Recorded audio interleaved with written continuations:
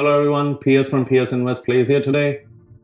Visa stock has rallied strongly in the last month, leaving many wondering if the company is overpriced. However, quality companies that one can hold for the long term like Visa are hard to find.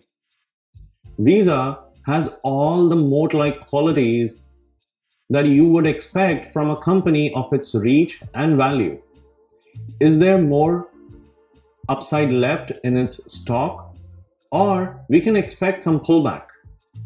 In this video, we will understand its business, its financials, its future outlook, review its charts using Elliot wave theory, and see how we can make money.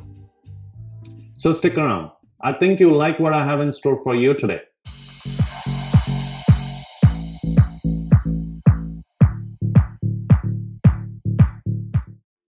Visa, ticker V.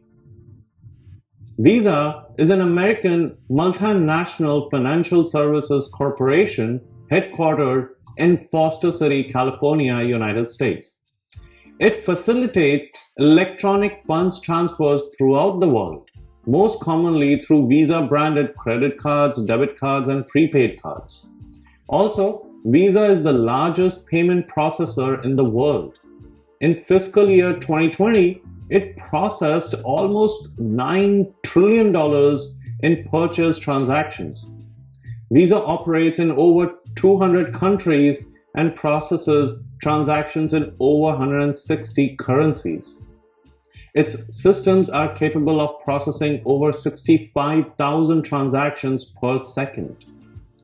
Now, let's look at some of the advantages or moats, which are competitive advantages that Visa possesses. Scale, economies. Economies of scale occur when a company's marginal costs become smaller as its volume of operations increases. Visa indeed enjoys economies of scale because it has a whole network in place to process data and transactions.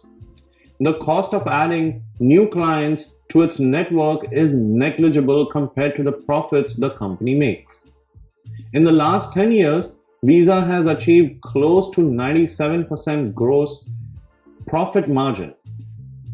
This is because, like most SaaS companies, it doesn't have many costs directly associated with its revenues. The second one is the network effect. The value of Visa services increases with every new user. This is exactly one of the main reasons consumers and merchants use Visa. Consumers because it is accepted practically everywhere, and merchants because most consumers use Visa. It is a self-fulfilling prophecy. In terms of purchase volume in the US, Visa has over half of the market, basically making it a requirement for any merchant to accept it. Third, switching costs. From a consumer standpoint, it's pretty simple to get either Visa or a MasterCard debit credit card that is sent to you. The switching costs moat would apply more to the side of the banks. In other words, how much would a bank be penalized for switching from Visa to MasterCard? In reality, both of these are easily interchangeable. In fact, many banks offer both options. However, if you already have millions of Visa cards dispensed around the world, I can't imagine it would be cheap to suddenly change this. Also, it would take banks an incredibly large investment to implement their own payment structures, which we could also view as a high switching cost. Branding. Visa is in a very unique situation when it comes to branding because it is completely global and intersectional brand. Counter positioning. Over the last few years, Visa's management has shown plenty of initiative to absorb and acquire new businesses in the innovative fintech space. This is actually what has allowed the company to continue to grow at double-digit rates. The company has now even made a move into blockchain technology, investing in Tink. Cornered resource. Visa enjoys unmatched branding and privileged position in an oligopolistic market. The last advantage is processing power. Visa has a very clear activity set that enables lower costs and a superior product. Visa defines three key areas which its network tackles: transactions, risk management, and data processing. Transaction processing is obviously a key part of the network, but I believe that risk management and data processing are the true differentiators and value adders in Visa's network. Fraud is rife in the world of payments, but Visa has managed to reduce instances of fraud to historical lows, claiming that less than 0.06 of a cent is lost out of every $100 in transactions.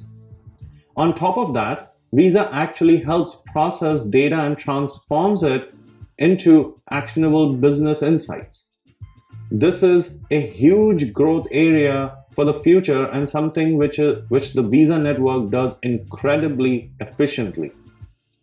It's easy to take these things for granted, but even the most innovative blockchain solutions struggle to compete with Visa's network in these key areas.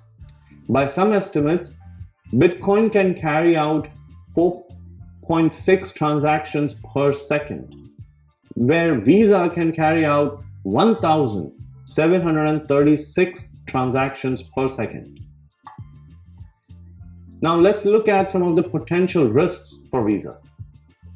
For now, Visa has quite a bit of pricing power, but this might change as new companies enter the market. In fact, the operating margin has been slowly decreasing in the last 5 years. Visa has to deal with the fact that there is technology out there that can one day replace its network. Blockchain technology, smart contracts, and decentralized apps are not quite there yet, but we can already see that they have the potential to bring about significant changes in the way money moves. Visa will have to keep up with this innovation either through R&D and or acquisitions, and this will put a strain on its finances. Visa is highly dependent on a strong economy and benefits from consumer credit. The economy is recovering well from the pandemic, but this is being fueled by increased government spending and indebtedness, and we may see this credit cycle reverse at some point. Lastly, it is worth mentioning that Visa trades at 42x future earnings, a multiple which is significantly higher than its 5-year average. Is there a particular reason for this? Visa continues to be a great company with good earnings and solid growth, but I don't see why it should be trading at a higher valuation, other than the fact that the overall market seems to be more inflated. Visa has incredibly solid financials. Revenue, gross profit, EBITDA, net income, earnings per share, EPS are extremely good for Visa. Finally, Visa cannot be replaced. It may morph and have to adapt to new technologies and competitors, but the Visa network will be here for decades to come. At the current price level, I don't think Visa stock is expensive, although I would prefer to wait for an optimal entry. This is also indicative in the charts, where I see the stock price to correct and then increase considerably in the next 3 to 5 years. Looking at the charts for Visa, the bull run that started way back in 2008 or 2009 is still intact.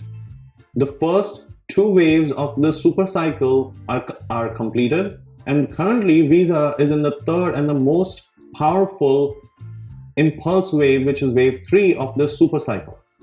If we look closer into the super cycle, we can clearly see that the first 4 waves are completed, and now Visa is in its final 5th wave, which should take the price to $263.67, which means a 5% profit in the short term.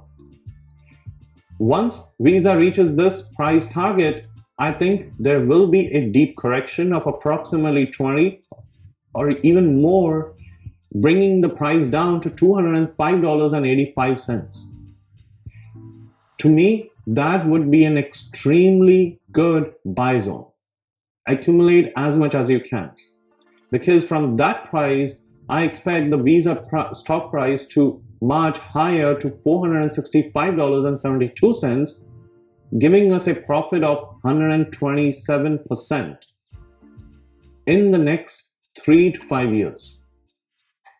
Now let's summarize.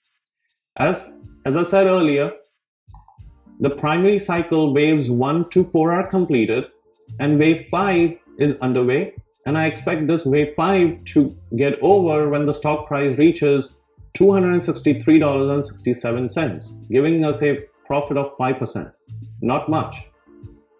At that point, I expect a sharper pullback of the super cycle, taking the price down to approximately $205. To me, that would be an excellent buy zone.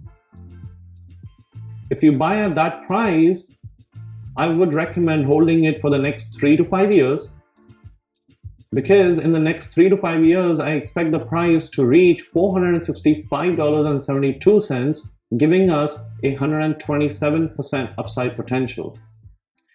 On top of that, Visa pays 0.5% dividend, which is an icing on the cake.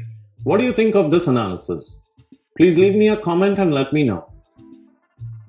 As always, don't forget to subscribe, hit the like button, and share this video with your friends and family. Until then, bye-bye.